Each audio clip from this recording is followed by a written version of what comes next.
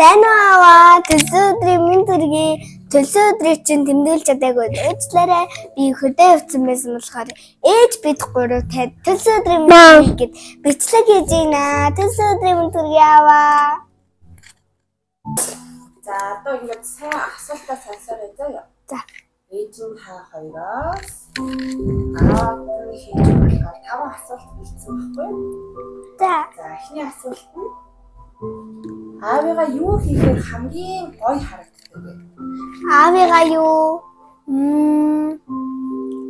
Ажиллах надад туслангууд гоё ярагддаг. Мундаг баатар шиг. За аав нь ямар амттанд хамгийн дуртай юм бол?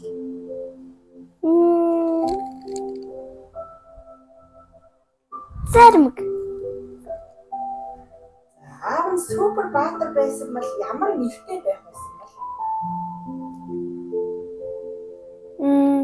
Жаргал баатар.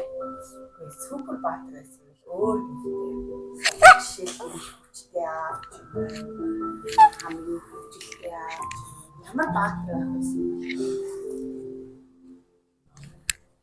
Сайхан сэтгэлтэй. Сайхан сэтгэлтэй баатар байх байсан. Тий.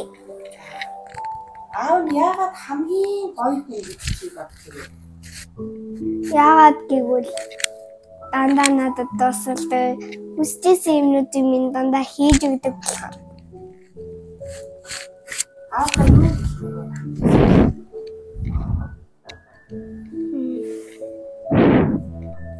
Аавтай хайртай шүү. Аавтай хайртай шүү.